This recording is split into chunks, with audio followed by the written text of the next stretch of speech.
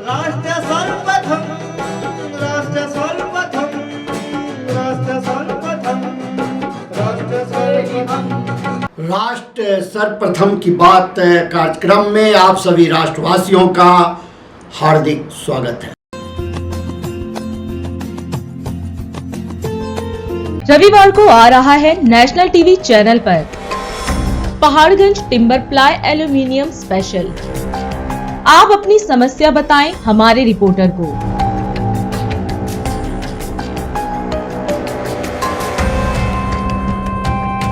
क्या कहते हैं व्यापारी,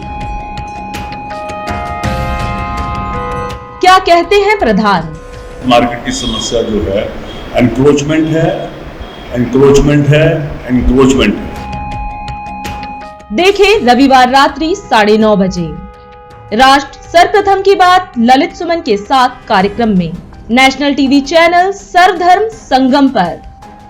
अपने क्षेत्र की समस्या की जानकारी देने के लिए अभी कॉल करें 9910886465 8076685718 पर।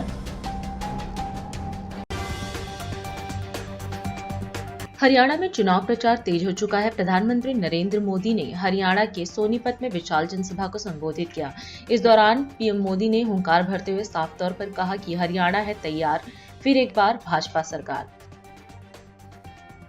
छतरपुर विधायक करतार सिंह तंवर को दल बदल विरोधी कानून के तहत स्पीकर द्वारा अयोग्य घोषित किए जाने के बाद दिल्ली विधानसभा की सदस्यता खत्म कर दी गई। दिल्ली के पर्यावरण मंत्री गोपाल राय ने कहा कि एनसीआर के राज्यों में बढ़ने वाले प्रदूषण स्तर का प्रभाव दिल्ली पर पड़ता है। प्रदूषण के स्तर को कम करने के लिए केंद्र सरकार की भी जरूरत पड़ती है।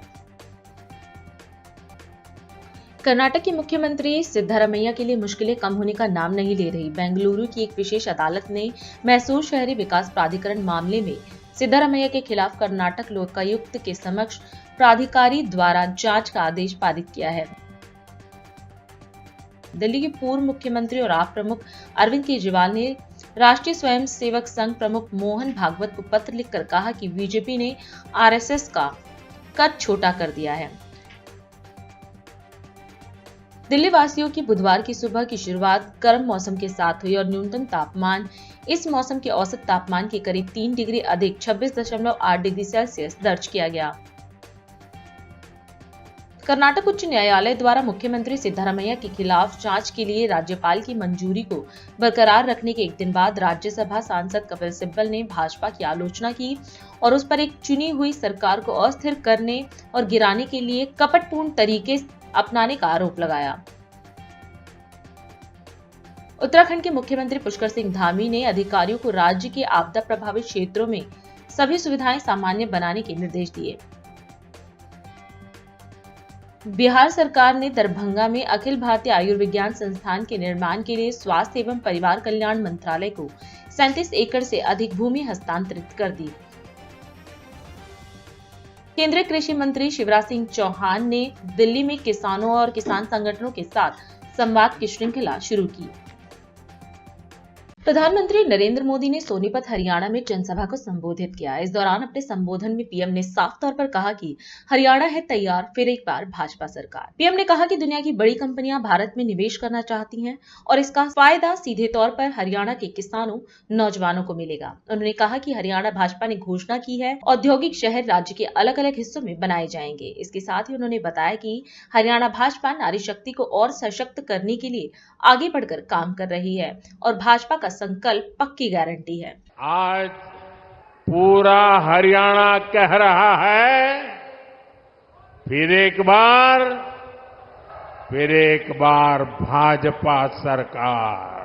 आज दुनिया की बड़ी बड़ी कंपनियां भारत में निवेश के लिए यहां अपनी फैक्ट्रियां लगाने के लिए आतुर है। आप सोचिए, जब इतनी बड़ी कंपनियां भारत में निवेश करेगी तो इसका बहुत अधिक फायदा मेरे हरियाणा को होगा, यहां के नौजवानों को होगा। यहां के किसानों को होगा। आज हमारा ये हरियाणा गुरुग्राम, फरीदाबाद से लेकर सोनीपत, पानीपत तक दुनिया की बड़ी बड़ी कंपनियों का सेंटर बन रहा है। देश से निर्यात होने वाले 35% से अधिक कालीन और करीब 20% कपड़े हरियाणा में ही बनते हैं।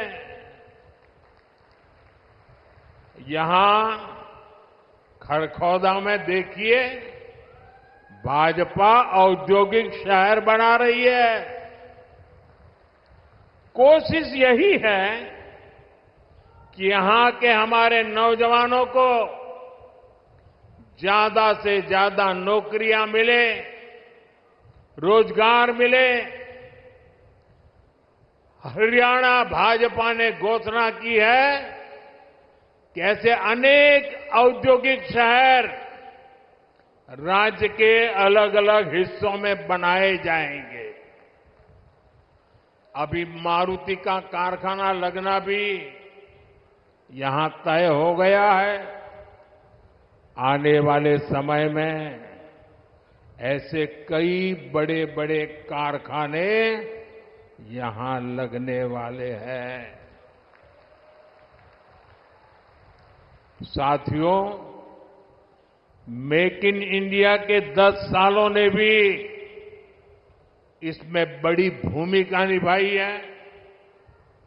हम मोबाइल फोन से लेकर लड़ाकू विमान और विमान वाहक पोत तक अब भारत में बना रहे हैं।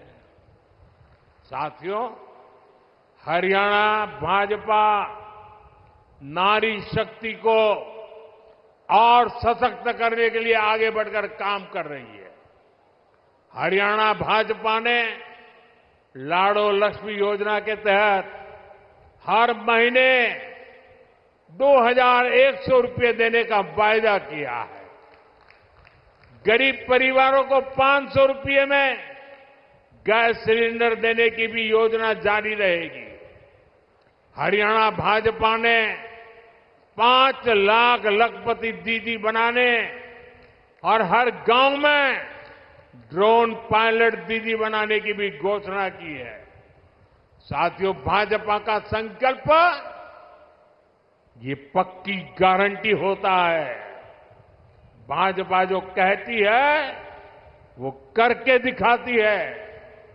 हरियाणा में भी हर वायदे तेजी से जमीन पर उतर के रहेंगे, आपके घर तक पहुंचेंगे।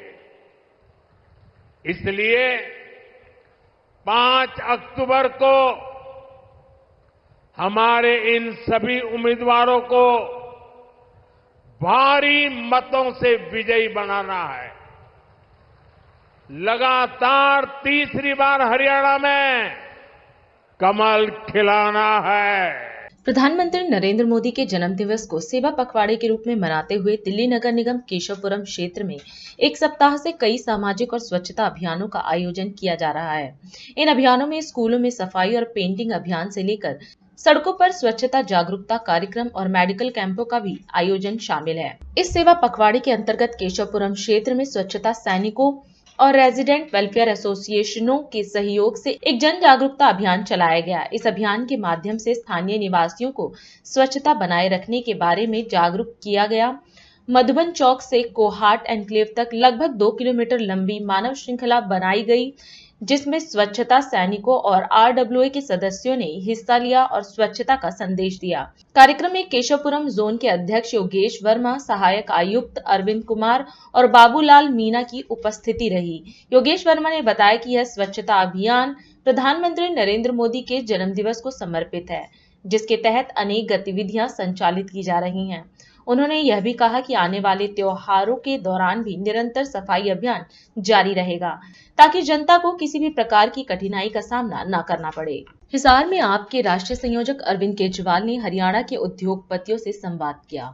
इस दौरान केजरीवाल ने कहा कि देश ही नहीं दुनिया के अंदर इतिहास है कि एक नई पार्टी बनी और 1 साल के अंदर नई पार्टी ने सरकार बनाई और पिछले 10 सालों में आप सरकार ने बिजली, पानी, शिक्षा और स्वास्थ्य के क्षेत्र में काम किया है। वहीं उन्होंने बताया कि दिल्ली में 24 घंटे फ्री बिजली और पंजाब में 83% लोगों को फ्री बिजली मिल रही है। इसके साथ ही यह भी कहा कि 3000 करोड़ रुपए दिल्ली सरकार बिजली के लिए सब्सिडी देती है।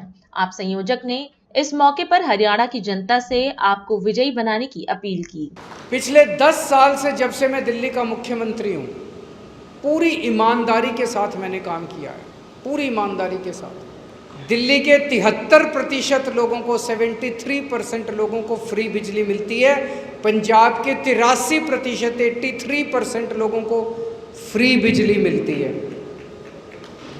हरियाणा में बिजली इतनी महंगी है, गुजरात में बिजली इतनी महंगी है, उत्तर प्रदेश में बिजली इतनी महंगी है, मध्य प्रदेश में 22 राज्यों के अंदर इनकी सरकारें हैं, जहां एक भी राज्य ऐसा नहीं है जब बिजली फ्री हो। सब में बिजली इतनी महंगी है। दिल्ली में बिजली जीरो बिल आता है लोगों का, बिजली का फ्री बिजली है। मैं तो सीधी सी बनिया हूं तो उसी भाषा में मैं बात करूंगा। मैं तो सीधी सी बात है भाई, 3000 करोड़ रुपए हम बिजली के लिए सब्सिडी देते हैं। दिल्ली के अंदर हमने स्कूल इतने शानदार कर दिए। मैं आपको रिक्वेस्ट कर रहा हूँ, इनवाइट कर रहा हूँ, आप आके किसी भी सरकारी स्कूल में चले जाओ दिल्ली के अंदर और आप अपना देख के आओ कैसे सरकारी स्कूल है। 99% रिजल्ट आया है सरकारी स्कूलों का, 99% रिजल्ट। ये कोई प्राइवेट स्कूल से कहीं ज़्यादा रिजल्ट आया। और ये सारा काम स्कूलों को ठीक करने का केजरीवाल ने नहीं किया। मैंने पिछले जन्म में कुछ पुण्य किए होंगे कि भगवान ने मेरे को टीम भी बड़ी अच्छी दी है, बहुत शानदार टीम दी है। उसमें एक टीम में एक हीरा है, मनीष सिसोदिया। मनीष सिसोदिया शिक्षा मंत्री हुआ करता था दिल्ली का। उसने रात दिन मेहनत करके दिल्ली के स्कूलों को शानदार बनाया है। दिल्ली के अंदर शिक्षा व्यवस्था शानदार बना दी, शिक्षा व्यवस्था। मैंने स्कूल अच्छे किए, दिल्ली में मोहल्ला क्लिनिक खोले, पंजाब में मोहल्ला क्लिनिक खोल रहे हैं। दिल्ली में सबका इलाज मुफ्त कर दिया, सारी दवाइयाँ मुफ्त, सारे टेस्ट मुफ्त, ऑपरेशन मुफ्त। बड़ी से बड़ी बीमारी अगर आपको हो जाए फ्री में इलाज होगा आपका दिल्ली के सरकारी अस्पताल के। तो दोस्तों, आज आपके पास भी मैं ईमानदारी के नाम पे वोट मांग, मेरे पास कुछ नहीं है, ईमानदारी के नाम पे वोट मांगने के लिए आया हूँ। आपसे एक ही रिक्वेस्ट करूँगा, आपके पास एक बीजेपी का कैंडिडेट है, एक आपके पास कांग्रेस का कैंडिडेट है, एक सावित्री मांझी हैं, उनकी मैं बहुत इज्जत करता हूँ, और एक ये है संजय सातरोड़िया। बस ये देख लेना, कैंडिडेट देख लेना। मैंने सबसे पूछा भाई बीजेपी वाला कैसा है, कांग्रेस वाला कैसा है, मांझी कैसी हैं।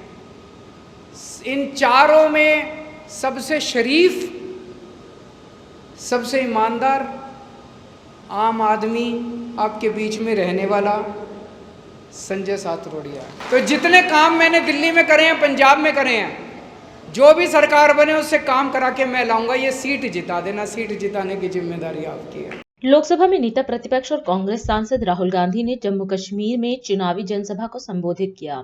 इस दौरान उन्होंने जम्मू कश्मीर के राज्य दर्जे, टैक्स और जीएसटी जैसे मुद्दों पर बात की। राहुल ने कहा कि कांग्रेस पार्टी चाहती है कि जल्द ही जम्मू कश्मीर की जनता को उनका लोकतांत्रिक हक वापस मिले। उन्होंने कहा कि जम्मू यहां का सेंट्रल हब है जो कश्मीर के बिजनेस और प्रोडक्शन को पूरे देश से जोड़ता है, और जब तक जम्मू कश्मीर के एमएसएमई अपने पैरों पर खड़े नहीं होंगे तब तक यहां रोजगार पैदा नहीं होगा। इसके साथ ही राहुल ने कहा कि ये चुनाव आपको अधिकार देने का चुनाव है। हिंदुस्तान के हिस्ट्री में 1947 के बाद बहुत सारे यूनियन टेरिटरीज को स्टेट बनाया गया। आंध्र प्रदेश में से तेलंगाना बना, बिहार में से झारखंड, मध्य प्रदेश में से छत्तीसगढ़, मगर पहली बार इंडिपेंडेंस के बाद एक स्टेट को यूनियन टेरिटरी में बदला गया। वो जम्मू कश्मीर के साथ हुआ है। आपका लोकतांत्रिक हक आपसे छीन लिया गया है।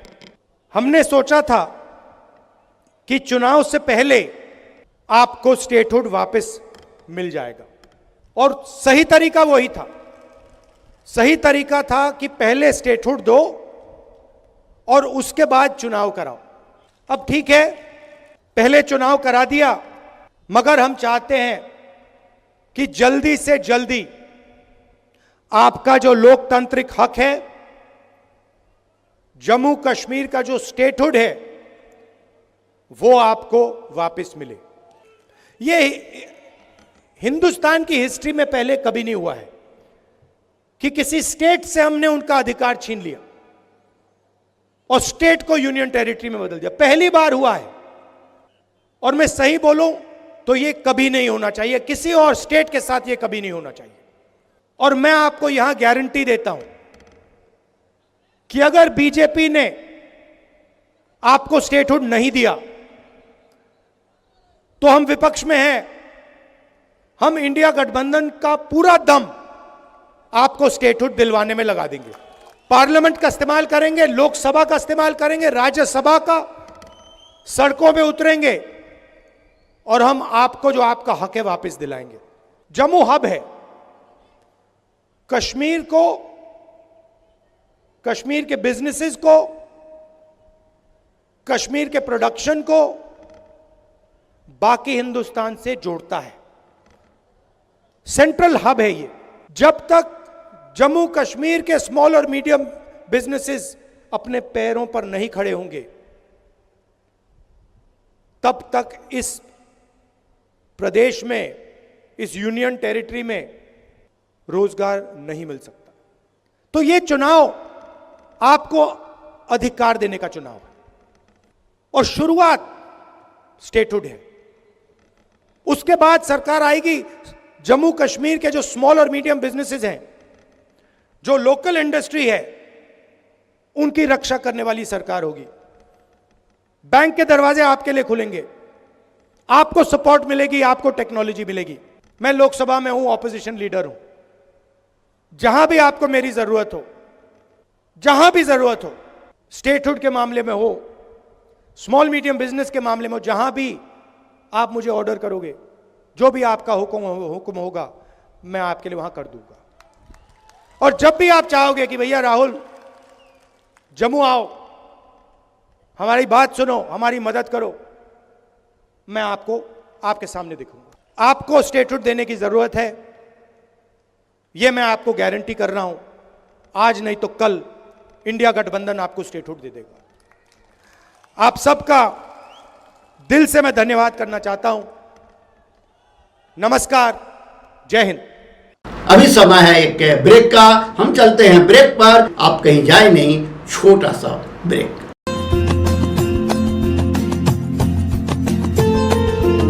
Kamal Buildtech Private Limited, fulfilling promises. With our professional team and experience of delivering projects, in past we guarantee you peace of mind and top quality work in an affordable price.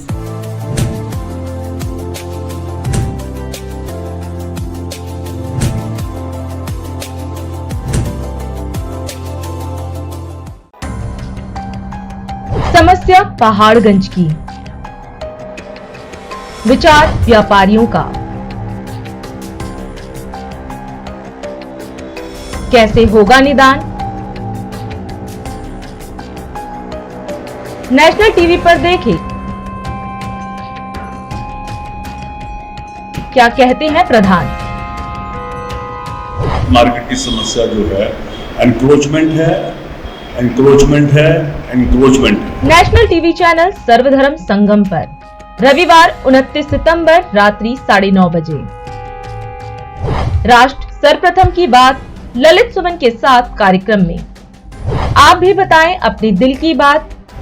अपने क्षेत्र की समस्या की जानकारी देने के लिए अभी कॉल करें 9910886465 और 8076685718 पर।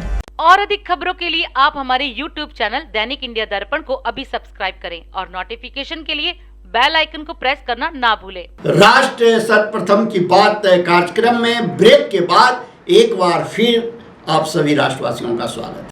बीजेपी दिल्ली प्रदेश अध्यक्ष वीरेंद्र सचदेवा एवं केंद्रीय राज्य मंत्री हर्ष मल्होत्रा की उपस्थिति में आम आदमी पार्टी से पार्षद प्रीति और सरिता फोगाट ने भाजपा की सदस्यता ग्रहण की। इस अवसर पर अध्यक्ष वीरेंद्र सचदेवा ने पार्टी का पटका पहनाकर पार्षद प्रीति और सरिता फोगाट का पार्टी में स्वागत किया। इस दौरान वीरेंद्र सचदेवा ने दोनों को भाजपा में शामिल होने पर बधाई दी। वहीं दिल्ली की समस्याओं के विषय में भी चर्चा की और क्षेत्र के विकास में मिलकर काम करने की बात कही।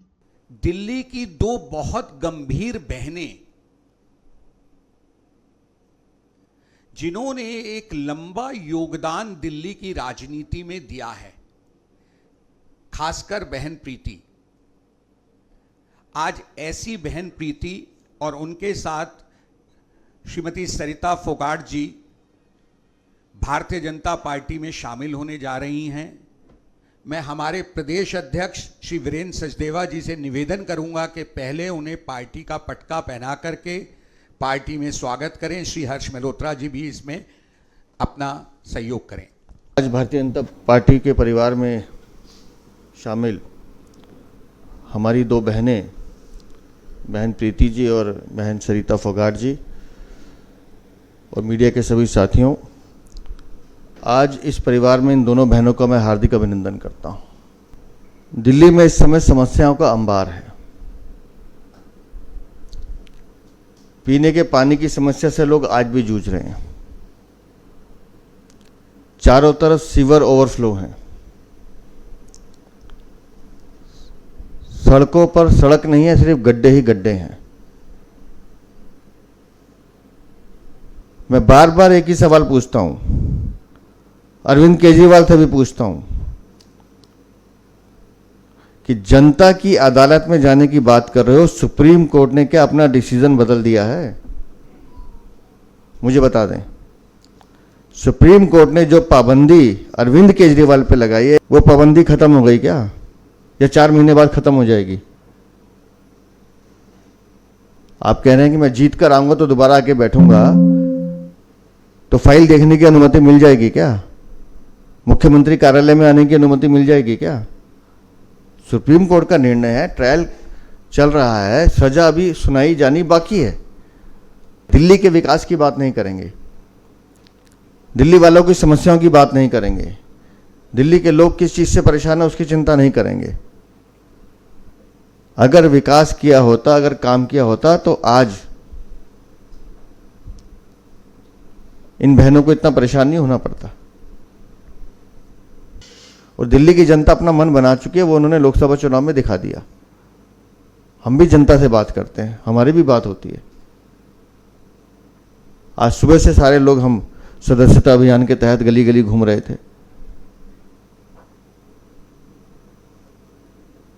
तो दिल्ली की जनता अपना मन बना चुकी है इनको सबक सिखाने का। और आज इस परिवार में हमारी ये दोनों बहनें आई हैं, मैं इन दोनों का हृदय से अभिनंदन करता हूं, स्वागत करता हूं। और निस्संदेह क्षेत्र में जो विकास के काम है, हम सब मिलकर उसको पूरा करने का प्रयास करेंगे। लोगों की सेवा करना भारतीय जनता पार्टी का एक मूल मंत्र रहा है, उस सेवा भाव में हम सब मिलकर लगेंगे। बहुत बहुत धन्यवाद। एक तमन्ना मैंने आके यहाँ पार्टी से भी यही कहा है कि मेरी ख्वाहिश हमेशा काम करने की रही और मैं अपने लोगों के लिए कुछ करके जाना चाहती हूँ। ज़िंदगी में कुछ मेरी एक ही ख्वाहिश है कि मैं अपने क्षेत्र को संवारूंगी और संवारती रहूंगी और पार्टी का नाम ऊंचा करूंगी। धन्यवाद। ग्रेटर नोएडा में यूपी इंटरनेशनल ट्रेड शो का उद्घाटन समारोह आयोजित किया गया। इस अवसर पर उत्तर प्रदेश के मुख्यमंत्री योगी आदित्यनाथ भी कार्यक्रम में मौजूद रहे। इस दौरान कार्यक्रम को संबोधित करते हुए सीएम योगी ने कहा कि यूपी एमएसएमई की सर्वाधिक यूनिट रखने वाला राज्य है और पीएम मोदी के मार्गदर्शन में आत्मनिर्भर भारत की परिकल्पना को साकार करने के विजन को जमीनी धरातल पर उतारने के लिए प्रयास कर रहा है। वहीं सीएम ने कहा कि यूपी आज $1 ट्रिलियन इकोनॉमी की दिशा में तेजी से आगे बढ़ रहा है और ग्रोथ इंजन के रूप में दिखाई दे रहा है। Uttar Pradesh international trade show के इस द्वितीय संस्करण के शुभारंभ कार्यक्रम में प्रदेश के अलग अलग जनपदों से, सभी 75 जनपदों से यहाँ पर उपस्थित सभी हमारे एग्जीबिटर्स, बायर्स और इस पूरे समारोह को 5 दिवसीय इस पूरे कार्यक्रम को सफलता की नई ऊंचाई तक पहुंचाने के लिए यहां पर उपस्थित सभी हमारे उपस्थित महानुभाव, हम सब जानते हैं कि उत्तर प्रदेश देश का सबसे बड़ा आबादी का राज्य तो है ही, लेकिन यह एमएसएमई की सर्वाधिक यूनिट रखने वाला राज्य है। एक सर्वे के अनुसार लगभग 96 लाख एमएसएमई यूनिट यूपी के 75 जनपदों में फैला हुआ है और ये 96 लाख एमएसएमई यूनिट उत्तर प्रदेश में कृषि के बाद सर्वाधिक रोजगार सृजन करने वाला क्षेत्र है। 2017 में जब उत्तर प्रदेश में हमारी सरकार आई, तब आदरणीय प्रधानमंत्री जी के मार्गदर्शन में, उनके नेतृत्व में आत्मनिर्भर भारत की परिकल्पना को साकार करने के प्रधानमंत्री जी के विजन को जमीनी धरातल पर उतारने के लिए हम लोगों ने जिन कार्यक्रमों को आगे बढ़ाया, उसमें वन डिस्ट्रिक्ट वन प्रोडक्ट के रूप में सभी 75 जनपदों का कोई यूनिक प्रोडक्ट होगा और उसके प्रोत्साहन के लिए, उसकी ब्रांडिंग के लिए, उसकी मार्केटिंग के लिए, उसे टेक्नोलॉजी से जोड़ने के लिए, उसकी डिजाइनिंग के लिए, उसकी पैकेजिंग के लिए हम लोगों ने जिस अभियान को आगे बढ़ाया, वही आज देश के अंदर ODOP के रूप में, वन डिस्ट्रिक्ट वन प्रोडक्ट के रूप में देश के अंदर, दुनिया के अंदर जाना जा रहा है। और आज इसने उत्तर प्रदेश में रोजगार सृजन के सबसे बड़े महत्वपूर्ण केंद्र के रूप में ये उभरा है। और उत्तर प्रदेश आज यही कारण है कि न केवल प्रधानमंत्री मोदी जी के भारत की अर्थव्यवस्था को $5 ट्रिलियन की अर्थव्यवस्था बनाने के अभियान में उत्तर प्रदेश भी $1 ट्रिलियन की इकोनॉमी की दिशा में तेजी के साथ आगे बढ़ करके आज ग्रोथ इंजन के रूप में दिखाई दे रहा है। ये वही यूपी है जो आज से 7 वर्ष पहले देश के विकास का बैरियर माना जाता था। आज यह देश के विकास का एक ग्रोथ इंजन के रूप में जाना जा रहा है। इसमें एमएसएमई सेक्टर की एक बड़ी भूमिका है और हम लोगों को इस बारे में जरूर ध्यान में रखना होगा कि कोई भी बड़ा औद्योगिक निवेश बिना एमएसएमई बेस के आगे नहीं बढ़ सकता। और ये सौभाग्य का अवसर है कि उत्तर प्रदेश के पास देश का सबसे बड़ा एमएसएमई का बेस मौजूद है जिस पर हम कार्य कर रहे हैं। इसके लिए अनेक कार्यक्रम हम लोगों ने शासन स्तर पर भारत सरकार के साथ मिलकर के आगे बढ़ाए हैं। उसका परिणाम आज हम सबके सामने है। एमएसएमई यूनिट के लिए, जो भी यूनिट यूपी के अंदर है, उससे जुड़े उद्यमी के लिए हम लोगों ने मात्र रजिस्ट्रेशन पर ऑनलाइन रजिस्ट्रेशन करवाना है और अगर किसी भी आपदा का शिकार वह यूनिट होती है तो उसे 5 लाख रुपए की आर्थिक सहायता हम उन्हें राज्य शासन की तरफ से उन्हें बीमा के रूप में उपलब्ध करवाते हैं।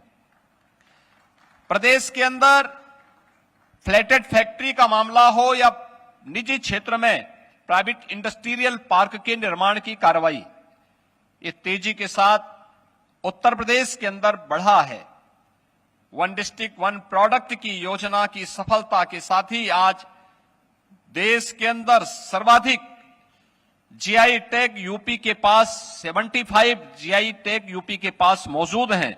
मुझे प्रसन्नता है कि 2500 से अधिक एग्जीबिटर्स इस पूरे कार्यक्रम में उपस्थित हुए हैं और अब तक 350 से अधिक फॉरेन बायर्स इस पूरे कार्यक्रम में उपस्थित हो चुके हैं। इस अवसर पर पार्टनर कंट्री के रूप में वियतनाम को भी मैं हृदय से धन्यवाद दूंगा कि उन्होंने इस पूरे समारोह में सहभागी बनकर के एक पार्टनर कंट्री के रूप में उत्तर प्रदेश को अपना योगदान दे रहे हैं।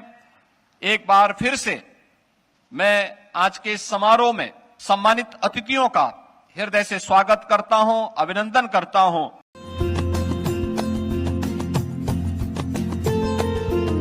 और अधिक खबरों के लिए आप हमारे YouTube चैनल दैनिक इंडिया दर्पण को अभी सब्सक्राइब करें और नोटिफिकेशन के लिए बेल आइकन को प्रेस करना ना भूलें। आज हम इस कार्यक्रम में आपसे विदा लेते हैं। आप अन्य खबरों के लिए बने रहे। राष्ट्र सर्वप्रथम, वंदे मातरम, जाग उठा है भारत। राष्ट्र सर्वप्रथम, राष्ट्र सर्वप्रथम, राष्ट्र सर्वप्रथम, राष्ट्र सर्वप्रथम।